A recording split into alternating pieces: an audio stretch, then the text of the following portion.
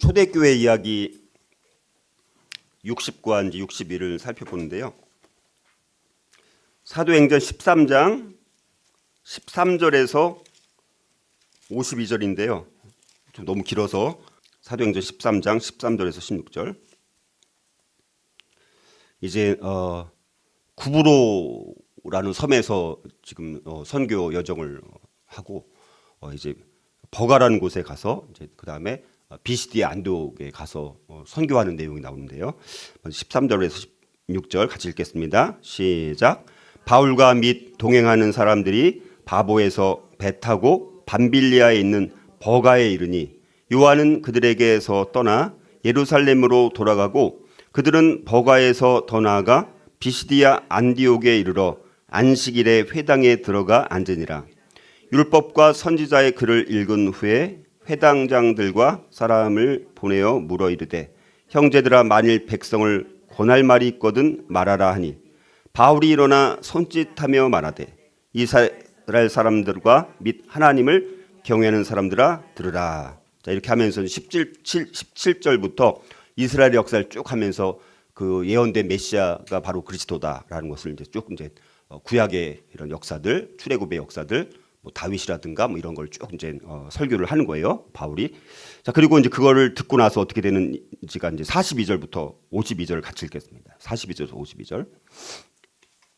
자, 42절에서 52절 같이 읽겠습니다. 시작. 그들이 나갈새 사람들이 청하되 다음 안식일에도 이 말씀을 하라 하더라. 회당의 모임이 끝난 후에 유대인과 유대교에 입교한 경건한 사람들이 많이 바울과 바나바를 따르니 두 사도가 더불어 말하고 항상 하나님의 은혜 가운데 있으라 권하니라. 그 다음 안식일에는 온 시민이 거의 다 하나님의 말씀을 듣고자 하여 모이니 유대인들이 그 무리를 보고 시기가 가득하여 바울이 말한 것을 반박하고 비방하거늘 바울과 바나바가 담대히 말하여 이르되 하나님의 말씀을 마땅히 먼저 너희에게 전할 것이로되 너희가 그것을 버리고 영생을 얻기에 합당하지 않은 자로 자처하기로 우리가 이방인에게로 향하노라. 주께서 이같이 우리에게 명하시되 내가 너를 이방의 빛으로 삼아 너로 땅끝까지 구원하게 하리라 하셨느니라 하니 이방인들이 듣고 기뻐하여 하나님의 말씀을 찬송하며 영생을 주시기로 작정된 자는 다 믿더라. 주의 말씀이 그 지방에 두루 퍼지니라. 이에 유대인들이 경건한 귀부인들과 그 신의 유력자들을 선동하여 바울과 바나바를 박해하게 하여 그 지역에서 쫓아내니 두 사람이 그들을 향하여 발에 티끌을 떨어버리고 이고니으로 가거늘 제자들은 기쁨과 성령이 충만하니라. 아멘.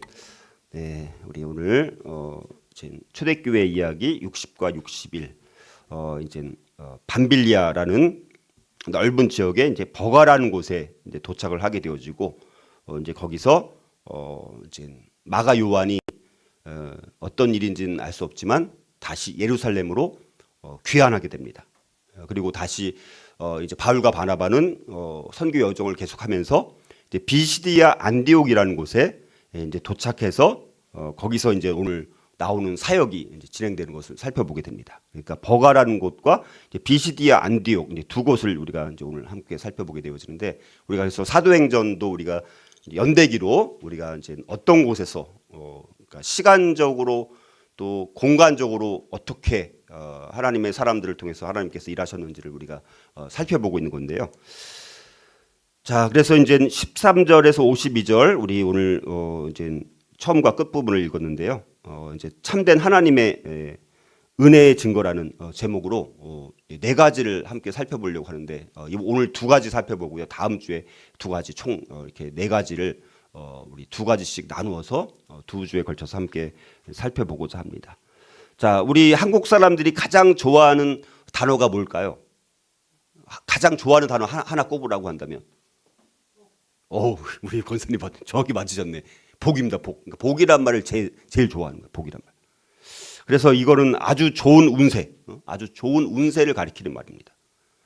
그래서 평안하고 안락한 삶을 오랫동안 갈구해 왔던 이 한국 사람들의 심성을 잘 대변해 주는 용어가 있다면 그것이 바로 이 복이라는 말입니다.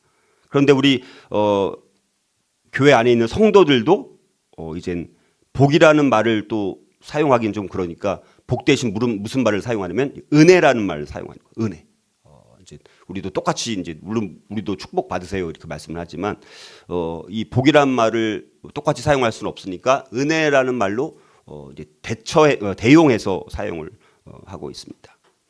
자, 성경에 자주 등장하는 은혜를 우리 한국인들이 수천 년간 사용해 왔던 복의 의미로 이제 교회 다니는 사람들도 이제 대체하는 그런 사례가 점점 늘고 있다는 것입니다. 자, 그런데 우리가 실제로 우리가 성경에서 말하는 은혜, 그러나 진짜 성경에서 말하는 은혜라는 것은 이런 복이라는 개념의 세상적인 아주 좋은 운세라든가 이 땅에서의 평안하고 안락한 삶, 이런 의미와는 성경에서 말하는 은혜라는 것은 그런 개념과는 다르다라는 것입니다. 자, 오히려 성경적 은혜의 의미의 중심은 뭡니까? 하나님의 백성을 향하신 하나님의 값없는 사랑, 특별히 예수 그리스도의 사역을 통해서 성취된 사랑이 우리가 이 은혜라는 것의 중심이라고 볼 수 있습니다.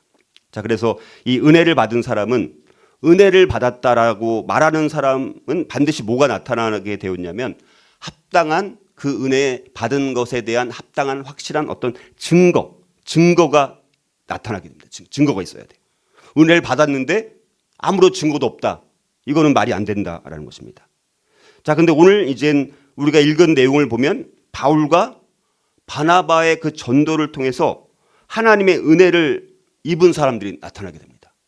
그게 바로 비시디아 안디옥에 있었던 많은 사람들이 바울의 설교를 들으면서 바울과 바나바의 전도를 통해서 이제 하나님의 은혜를 경험하게 됩니다. 그러면서 거기에 따른 합당한 반응을 비시디아 안디옥에 있는 많은 사람들이 증거를 보여주게 됩니다. 자, 그래서 그 증거를 통해서, 그러니까 하나님께서 주신 은혜를 받은 사람이라면 반드시 그 증거를 나타낼 수가 있는데, 근데 그 증거를 나타낼 때 어떤 특별한 엄청난 기적 같은 거를 경험하고 그런 게 아닙니다. 그런 게 아니고, 그리고 우리가 은혜를 이미 받았음에도 불구하고 우리가 그 은혜를 깨닫지 못하고 여전히 원망하고 불평하는 경향성도 우리가 많이 있다는 것입니다. 자, 그래서 오늘 우리가 읽은 말씀을 통해서 은혜를 받은 이 비시디아 안디옥 사람들의 그 변화된 모습이 과연 무엇인가, 이거를 우리가 함께 살펴보면서 우리가 하나님께 받은 은혜의 증거가 무엇인지를 함께 우리가 이제 살펴보고자 합니다. 자, 그런데 이제 초대교회 이야기 이제 60번, 먼저 비시디아 안디옥에 가기 전에 이제 소아시아 밤빌리아 지역의 버가라는 곳에 이제 도착을 하게 되었습니다.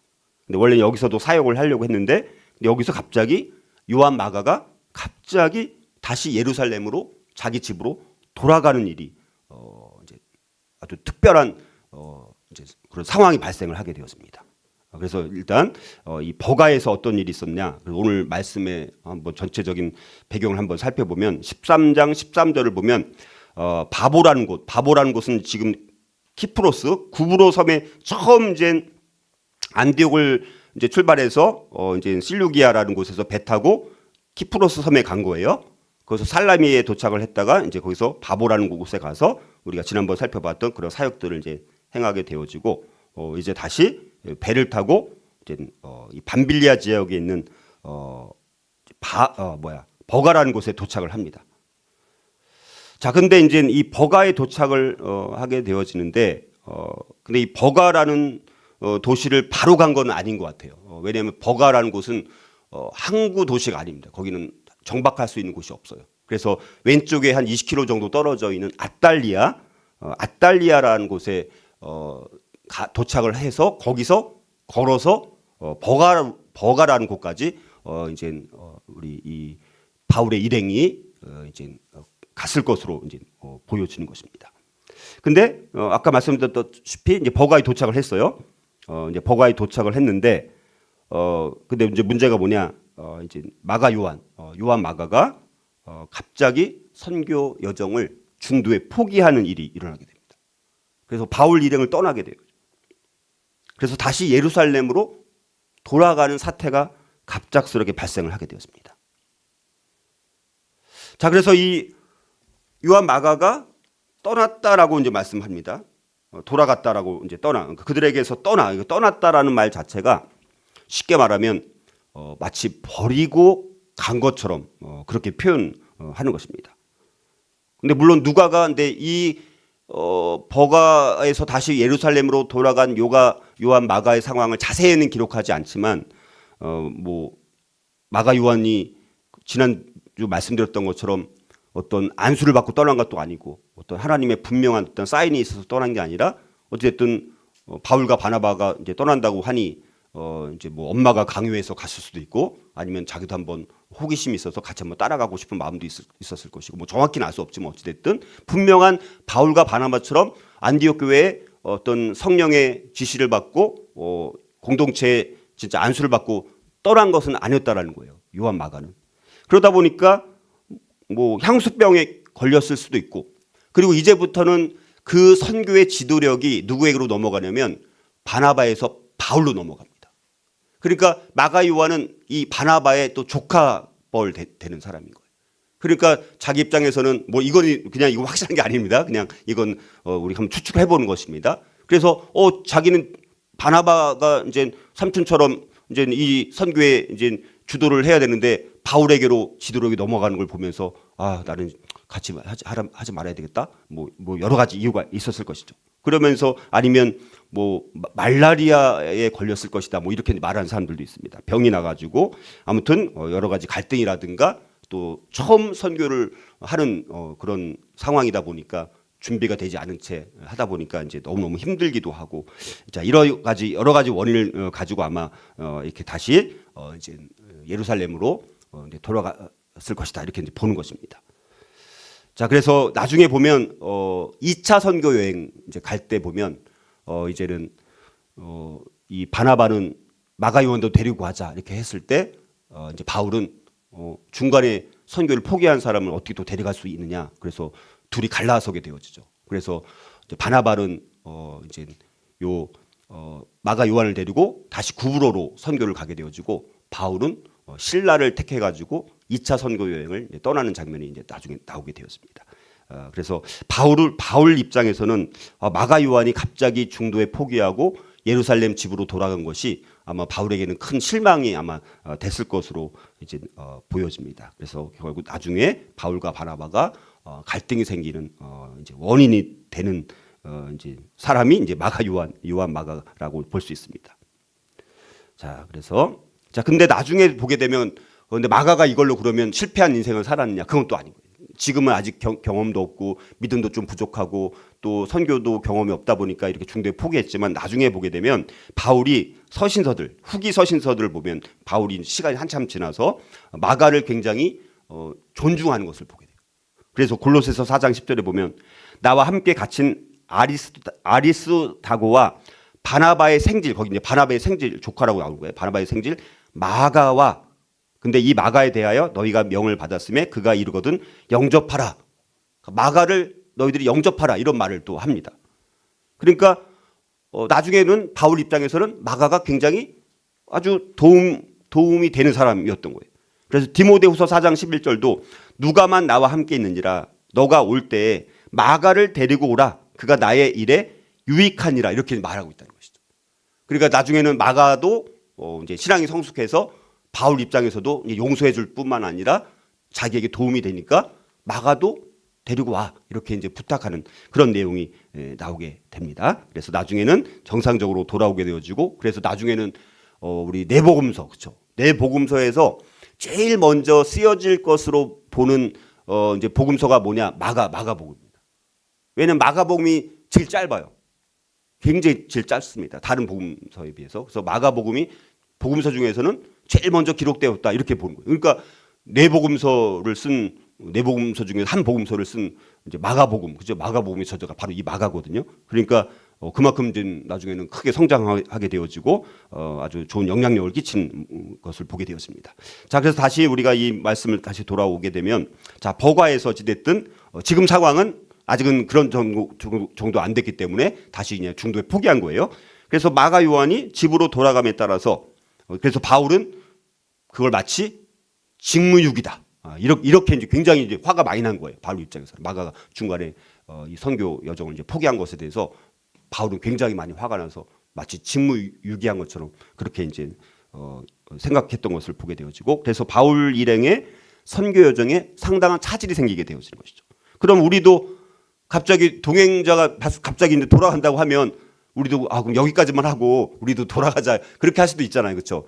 근데 이제 초대교회 이야기 이제 61 보게 되면 그렇지 아니하고 다시 이제 비시디 안디옥을 향해서 바울과 바나바는 그들의 선교 여정을 계속 다시 떠나게 되어집니다.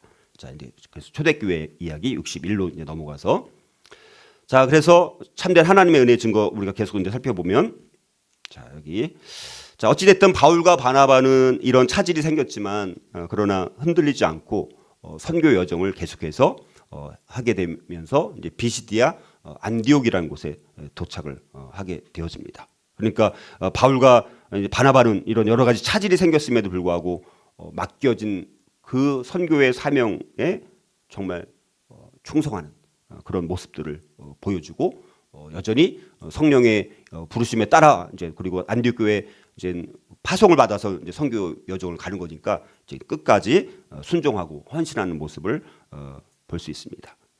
자, 그래서 근데 이제 우리가 버가라는 곳이 사실은 이 비시디아 안디옥보다는 좀 더 선교하기 좀 좋은 도시예요, 사실. 좀 더 큰 도시입니다. 원래 버가라는 곳이. 그래서 원래는 아마도 버가라는 곳에 복음을 전하려고 아마 버가라는 곳에 갔을 것 같긴 해요. 근데 이제 마가 요한이 갑자기 돌아가면서 이제 나중에 1차 선교 여행 다시 갔던 길을 따라 다시 돌아서 이제 오거든요. 1차 선교가. 그때는 이제 버가라는 곳을 또 들립니다. 돌아올 때. 그러니까 지금 처음 출발할 때는 버가라는 곳에 도착은 했지만 거기서 사역은 하지 않고 비시디아 안디옥을 향해서 가게 되어지고, 나중에 1차 선교 여행을 다시 이제 돌아서 이제 안디옥으로 돌아가는 과정 속에서는 이제 버가라는 곳에 이제 들려서 거기선 복음 전도를 이제 하게 되었습니다. 자, 그런데 여기가 이름이 안디옥이에요, 안디옥. 근데 바울과 바나바가 출발했던 곳도 어디입니까? 거기도 안디옥이에요, 안디옥. 이름이 똑같죠. 그래서 이제 누가 사도행전의 저자가 누가죠? 누가입니까? 사도행전의 저자가 누구라고요? 누가잖아요, 누가 그렇죠? 예, 누가. 자, 그래서 누가 입장에서는 이제 이 구분을 해야 되는 거죠. 그래서 이 수리아 안독이에요. 원래 그 안디옥 교회가 있는 곳은 시리아. 그래서 시리아, 수리아 안디옥. 여기는 비시디아 안디옥. 그러니까 비시디아 지역. 물론 여기는 사실 근데 직접 비시디아 지역이라기보다는 부르기아 지방에 가깝긴 합니다. 근데 이제 비시디아라는 곳으로도 많이 또 알려져 가지고 누가는 당시 많이 알려진 비시디아 안디옥이라는 이름을 붙여 가지고 이제 처음 선교를 출발했던 안디옥 교회 수리 안디옥, 그 안디옥과 구분하기 위해서 이제 비시디아 안디옥이라는 이름을 분명히 이제 여기 밝히고 있는 것을 보게 되어지고, 비시디아 안디옥 이 지역은 굉장히 높은 산악 지역입니다. 그리고 갈라디아 지방으로 가는 군사 교통의 요충지이기도 하고, 또 디아스포라, 근데 여기 디아스포라 유대인들이 여기 이제 회당을 이루고 있는 곳입니다. 그러니까 여기 계속 나오면 바울과 바나바가 어디 가서 복음 선교를 합니까? 회당이 들어간대요. 여기 단지 회당이 들어간대요. 이곳에 유대인들이 회당을 중심으로 많이 모이는 그런 지역이라고 볼 수 있습니다. 그래서 이제 비시디아 안디옥까지 이제 가게 되어집니다. 자, 그래서 이제 바울은 그래서 선교지를 가게 되면 항상 처음에는 어디를 먼저 가냐? 유대인의 회당에 들어갑니다. 일단 유대인들에게 복음을 전해야 돼요. 일단은 나중에는 물론 이제 완전히 더 이방 지역으로 가면 그렇지 않지만 어찌됐든 그렇지만 일단 회당에 들어가게 되어집니다. 그래서 이제 안식일에 비시디아 안디옥에 도착해 갖고 이제 안식일이 됩니다. 그래서 회당에서 이제 거기 유대인들도 있고 또 이방인 회심자들도 있습니다. 물론 다 이제 유대교죠. 그리고 여러 동조자들도 이제 섞여 있는 이제 청중들이 모이는 안식일 날 대부분이 모이니까 그 안식일 날 그 청중들 앞에서 이제 말할 수 있는 기회를 얻어가지고 이제 첫 번째 설교를 이제 하게 되어지는 거예요. 그게 오늘 읽은 거기 이제 대부분 6절 7절부터 해가지고 길게 엄청 길게 41절까지 이제 바울이 유대인 회당에서 첫 번째 설교를 하는 내용이 오늘 우리 아까 읽진 않은 부분, 이제 그 부분이 바로 그 부분입니다. 자, 그래가지고 이 바울이 자, 이스라엘 역사에 나타난 하나님의 섭리와 언약을 통해서 예수 그리스도가 메시아 되심을 이제 선포하는 거예요. 이제 복음의 주요 핵심 메시지는 뭡니까? 예수 그리스도가 되어야 되는 거잖아요, 그렇죠? 그래서 바울이 하나님께서 유대인들을 이제 출애굽해가지고 출애굽부터 시작을 해가지고 예수님의 시대까지 어떻게 역사적으로 이런 유대인들을 지금까지 다루셨고 그 메시아가 왜 오셨는지 이런 부분들을 설교를 이제 하게 되어진 것입니다. 그러면서 예수님이 바로 그 하나님께서 오래전부터 약속하신 그 구주다. 오래전부터 아주 옛날부터 그렇게 전해오는 모든 메시아 구약의 대부분의 예언이 누구에 대한 예언입니까? 메시아가 오신다는 예언인 거예요. 구약의 많은 예언들이. 근데 예수님이 바로 그 구약의 수없이 많이 오시기로 예정된 메시아가 바로 예수님이다. 예언의 성취로 오신 분이 예수님이다. 이렇게 이제 설교를 이제 여기 한 거예요. 그러면서 복음을 전파하게 되어집니다. 그게 이제 그런 쭉 내용입니다. 자, 그래서 바울이 이제 어떻게 이스라엘의 하나님께서 그 약속하신 구주를 세우셨는지를 역사적으로 이제 설교를 하면서 그렇게 유대인들이 사실 기다리고 기다렸던 바로 그 메시아, 그 구세주가 바로 예수 그리스도이시다.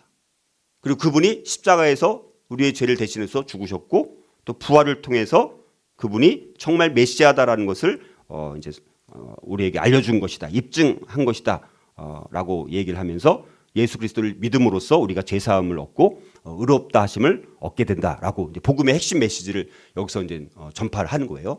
회당에서 이제 주로 유대인들 대상으로 그렇게 설교를 하게 된 것입니다.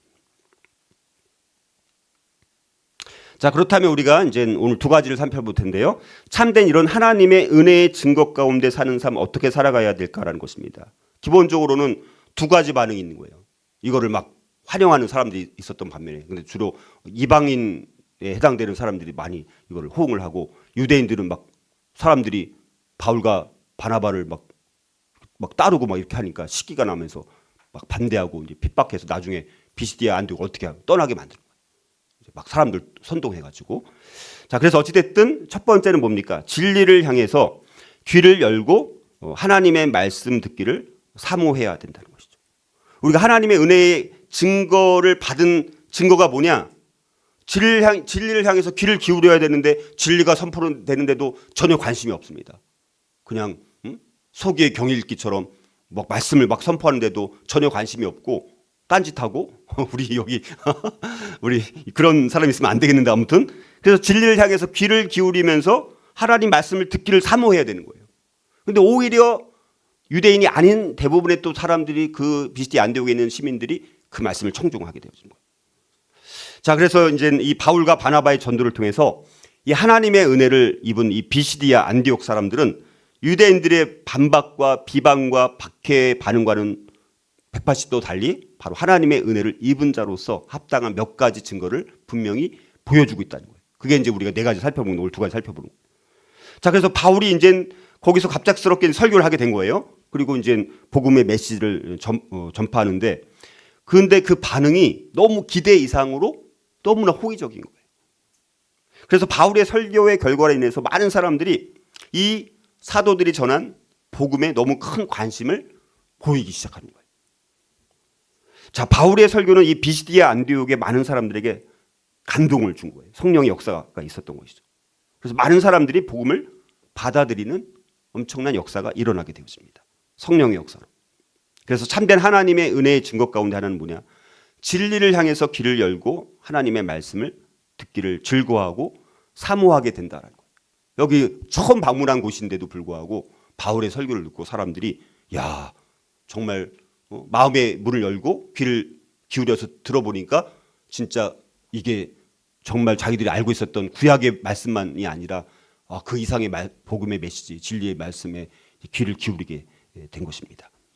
자, 그래서 이 바울과 바나바의 그 전도와 설교로 인해서 하나님의 은혜를 체험한 이 비시디아 안디옥 사람들 보니까 42절을 보니까 거기서 이제 듣고 이제 끝나는 게 아니라 그냥 듣고 끝났으면 이거는 그냥 일시적인 거였는데 보니까 42절을 보니까 뭐라고 나오냐면 다음 안식일에도 이 말씀을 하라 이렇게 청하는 거예요.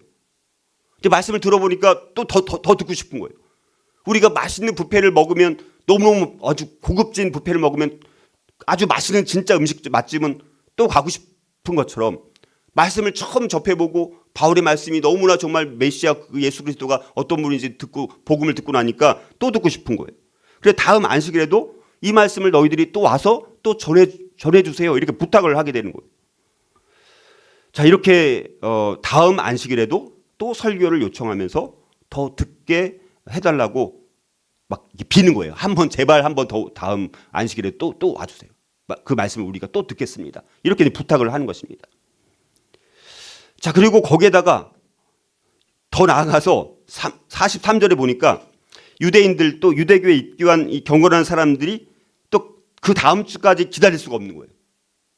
그 다음 주에 요청을 해서 뭐 온다고 한 것 같은데 근데 그것까지 일주일을 못 기다리겠다는 거예요. 그래갖고 안식일이 되기 전에 더 가르침을 받기를 너무 사모하는 마음이 있다 보니까 모임이 끝난 다음에도 바울과 바나바가 있는 숙소 거기까지 막 따라가가지고 우리 또 가르쳐 주세요. 이렇게 또 부탁을 하는 것입니다. 그러니까 이 비시디아 안디옥이라는 곳에 많은 사람들이 바울의 전하는 말씀을 그리고 따르기로 마음을 먹을 만큼 엄청난 반응이 되어지는 것이죠. 그리고 또 44절 보면 또 이제 그 일주일이 지나가지고 그 다음 안식일이 이제 오게 되어진 거예요. 그래서 이제 그때는 이제 사람들이 어떤 겁니까? 첫 주 때 안식일 때 말씀을 듣고 이거 나만 듣기에는 아까워. 그러니까 자기 주변에 있는 사람들 다 데리고 온 거예요.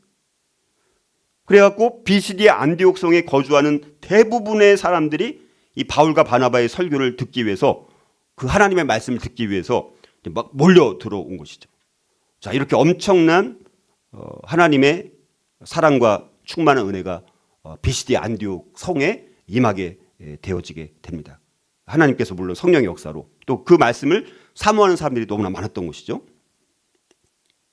그러나 또 그렇게만 있었던 것이 아니라 우리가 반대의 극부적인 일들도 있었습니다. 그렇죠? 이제 안식일마다 진리를 읽고 뭐 설교를 듣고 뭐 성경을 연구한다라고 할지라도 여전히 그 하나님의 놀라운 사랑과 은혜에 대해서 전혀 관심이 없는 사람들도 많이 있었습니다. 예수님께서 공생에 사역하시면서 그렇게 메시아를 기다리고 있었던 유대인들, 그러나 그 유대인들은 그 유대인들을 위해서 원래는 오신 거잖아요. 처음. 그렇죠? 예수님도 유대인이고 그 유대인을 위해서 성육신하신 그 예수님을 사람들이 어떻게 합니까? 오히려 말씀을 듣기는커녕 정죄하고 십자가에 못 박아 죽이기까지 했다라는 사실이죠. 영적인 마치 귀머거리와 같은 그런 모습들을 이 유대인들이 처음에 보였던 것을 보게 됩니다. 자, 그래서 우리도 마찬가지죠. 우리 자신에게도 우리가 이렇게 질문을 해야 됩니다. 내 마음 가운데 정말 진리를 향해서 열려 있는가? 내가 진리를 정말 듣고 싶은가? 내가 진리를 정말 알고 싶은가? 하나님의 말씀이 내 영혼에 깊숙이 침투해서 내가 생각하고 살아가는 모든 방식을 변화시키기를 원하는 마음이 내가 정말 우리 가운데 있는가? 우리 기도 영적 귀마개를 막 닫고 있으면서 우리가 교회 신앙생활을 하고 있지 않는가? 영적 귀마개를 닫고 우리가 교회 생활을 하고 있지 않는가? 이런 걸 한번 돌아봐야 된다는 것입니다. 하나님께 은혜 받은 사람은 반드시 진리를 향해서 귀를 열게 되어 있습니다. 하나님의 말씀을 듣기를 갈급하는 심령이 있을 수밖에 없어요. 하나님의 말씀을 너무나 즐거워하는 심령이 있다는 것입니다. 우리가 하나님께 정말 은혜를 받은 증거가 있다면 우리가 그 말씀에 대해서 정말 갈망하는 마음이 있고 진리를 향해서 더 알고 싶어하고 더 맛보고 싶고 더 듣고 싶고 더 알기를 원하고 더 찾아보고 싶고 더 읽고 싶고 더 연구하고 싶고 더 묵상하고 싶고 그런 마음이 있다라면, 그래서 그 갈급한 심령이 있다라면 우리가 은혜를 받은 증거가 내 안에 있다라는 것을 그렇게 확인할 수 있다라는 사실을 우리가 알 수가 있습니다. 그런데 우리는 그런 거를 사모하기보다는 어떤 뭐 기적을 체험해서 아니면 병이 뭐 나서 뭐 집안 문제가 해결돼서 뭐 아니면 뭐 내가 부유해져 가지고 자 그런 걸 가지고 우리가 혹시 증거하지 않나? 오늘날 우리 많은 사람들이 하나님의 은혜를 받았다라고 하면 뭘 자랑합니까? 우리 뭐 집 문제가 해결됐어. 우리 뭐 아들 뭐 어디 성공했어. 우리 뭐 돈 엄청 많이 벌었어. 오늘도 저희 아들이랑 어디 갔다 왔는데 교회에서 다 하나님의 일이라고 말을 하면서 막 다단계 같은 거 막 또 이거 막 얘기하고 그런 거를 목사한테 막 부탁하고 그것이 막 허용되는 세상입니다. 그리고 그런 걸 해서 돈 많이 벌었으면 나는 하나님의 은혜를 받은 사람이야. 이렇게 자랑하고 다니고.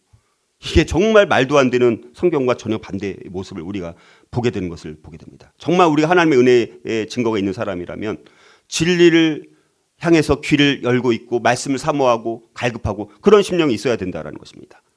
자, 그래서 저와 여러분들이 그런 은혜 받은 자로서 말씀에 대한 진리의 귀를 열고 우리가 말씀을 갈망하고 갈급한 심령이 되었으면 좋겠고요. 자, 두 번째로 참된 하나님의 은혜의 증거 가운데 사는 삶도 어떻게 살아가야 할까요? 두 번째는요.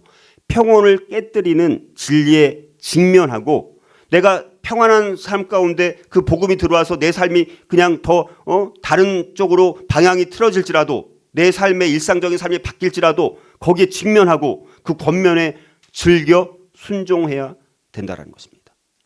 자, 이 바울과 바나바 이 설교를 듣고 은혜를 얻은 이 이방인들 그리고 그 말씀을 받아들이지 않은 유대인들 이게 너무나 극명하게 비교되는 것을 볼 수가 있습니다. 이 두 부류의 사람들 하나님의 은혜를 얻은 사람들과 하나님의 은혜를 받지 못한 사람들 각각의 나타나는 특징들이 너무나 극명하게 드러나고 있다는 것입니다. 자, 지금 살펴봤던 것처럼 자, 비시디 안디옥에 내린 그 하나님의 놀라운 사랑과 충만한 은혜가 있었는데 자, 그런데 바울과 바나바의 이런 성공적인 복음 설교와 선교를 시기하는 유대인들이 45절을 보면 바울과 바나바를 이제 반박하고 비방하고 막 반대를 하고 나서게 되었습니다. 모든 사람들이 다 복음을 받아들이는 것이 아니라는 것입니다. 똑같은 말씀을 전해도 어떤 사람들은 와, 이 말씀 다음 주에도 해주세요. 다음 주까지 못 기다려. 우리 저 사람들 집에 찾아가자. 막 이런 사람들이 있는 반면에 그리고 다음 주에 또 데리고 오고 막 이런데 그러나 오히려 유대인들 더 유대인들 이 선민의식을 갖고 있었던 예수님도 오해하고 또 바울과 바나바의 복음 전파에 대해서도 이제 다른 사람들이 막 호응하니까 오히려 아주 의도적으로 치밀하게 계획을 세워가지고 저들을 쫓아내야지 이런 마음을 갖게 되어지는 것입니다. 이 유대인들은 민족적 이 선민의식에 너무 잘못 젖어 있어가지고 이방인들에게까지 구원의 문이 열려지는 것에 대해서 이걸 자기들은 받아들일 수가 없는 거예요. 우리한테만 이걸 우리만 선택했는데 왜 저들까지도 우리가 다 그래 하나님이 왜 택해야 되냐 이걸 인정할 수가 없는 거예요. 자기 종교에 너무 지나친 열심을 가지고 오히려 진짜 복음에 대해서는 진짜 진리에 대해서는 배척하면서 그거를 무시하고 있는 모습들을 보게 되어지고 그리고 시기에서 비방하는 이런 모습들로 나오게 되어지는 것을 보게 되어져. 더 나아가서 이제 나중에 뒤에 50절을 보면 뭐라고 나오면 유대인들은 또 진리를 받아들이기는커녕 이제 어떻습니까? 귀부인들을 동원해가지고 성 안에 있는 힘 있는 권력 있는 사람들 막 선동해가지고 바울과 바나바 두 사람을 이제 핍박하게 만들고 성 밖으로 이제 내쫓는 그런 일을 하게 되었습니다. 자, 그러니까 비시디 안디옥에서 복음을 따르는 사람들의 막 수가 점점 늘어나니까 이 유대인들 입장에서는 자기들의 권위, 자기들의 지지 기반이 약화될 것, 자기들 생각만 이기적인 생각들만 하면서 이제는 이 바나바 바울 이제 쫓아내지 않으면 우리가 지금 기반을 잘 닦아놨는데 우리 기반이 흔들릴 수도 있지 않느냐 이러면서 바울과 바나바를 핍박하게 만들고 축출시키는데 모든 것을 결국 동원하게 되어지는 것을 보게 됩니다. 그러니까 이 유대인들을 보니까 어떻습니까? 평온을 깨뜨리는 진리에 직면하게 되는데 그거에서 직면해서 자기가 깨어지고 부서지고 하나님의 뜻에 마음을 열고 이걸 받아들여야 되는데 거부하는 거예요. 완강히 거부하게 됩니다. 더 마음이 완악해져요. 오히려 그들 핍박해요. 말씀을 받기는커녕 그들을 핍박해서 쫓아내게 하는 이런 모습들을 보게 되었습니다. 여러분 우리가 진리를 접하고 진짜 참된 복음을 접하게 되면요. 우리의 심령은 사실은 굉장히 고통스러운 거예요. 사실. 왜냐하면 죄를 직면해야 되고 내가 죄인이라는 것을 깨달아야 되고 그냥 평안히 잘 살고 아무 문제 없이 나는 형통하게 잘 살고 있었는데 갑자기 복음을 받아들이고 그러면 우리가 내가 죄라는 것 그리고 또 믿음으로 살다 보면 여러 가지 또 고난도 임하게 되어지고 자 그런데 그거를 받아들이지 않는 것입니다. 자 그래서 우리가 정말 진리에 직면할 때 평온이 깨어지더라도 우리는 그 말씀을 그 권면의 말씀을 들을 수 있어야 된다라는 것입니다. 그렇지 않으면 우리가 진짜 참된 진짜 평화, 진짜 평강, 진짜 기쁨, 진짜 만족 이것을 우리가 경험하지 못하게 되는 것입니다. 자, 그런데 이것과는 달리 아까 살펴봤던 것처럼 우리 42절에서 44절 그 읽은 말씀을 보면 이제 은혜를 얻은 오히려 이방인들을 중심으로 오히려 바울과 바나바를 떠나지 않으려 하고 그 두 사람의 권면의 말씀을 어떻게 더 듣고 어떻게 하면 더 들을까 막 따라다니면서까지 막 귀찮게 할 만큼 또 자기만 듣기 아까우니까 다른 사람들 막 데리고 와가지고 그 말씀에 순종하고자 하는 이런 모습들을 우리가 이제 보게 되면서 우리가 하나님의 은혜를 얻은 사람들은 하나님의 말씀을 또 가르치는 분들에 대해서 더 듣기를 알고 더 순종하기를 원하는 사람들, 영적 지도자의 권면에 순종하고, 영적 지도자 물론 우리 요즘에는 하도 영적 지도자들이 좀 문제가 많다 보니까 이제 그렇긴 하지만 그러나 진짜 목자 같은 진짜 참된 지도자라면 그들이 진짜 진심 어리게 권면한 말씀을 좀 그래도 경청하는 것이 바람직하죠. 그것이 뭐 나쁜 길로 잘 되지 않는 망하는 길로 안내하지는 않을 것 아닙니까? 그렇다면 그 말씀에 귀를 기울이고 우리가 그거를 교만하지 않게 순종하고자 하는 마음으로 들을 필요가 있다는 것입니다. 어찌됐든 우리가 하나님의 은혜의 증거를 받은 사람이라면 평온을 깨뜨리는 진리일지라도 거기에 우리가 직면해서 그걸 부딪히고 우리가 그 권면의 말씀에 순종하는 것이 은혜 입은 사람이란 증거를 보여주는 아주 강력한 어떤 모습이라는 것을 한번 우리 다시 한번 돌아봤으면 좋겠고요. 나머지 두 가지는 다음 주에 우리 살펴보도록 하겠습니다.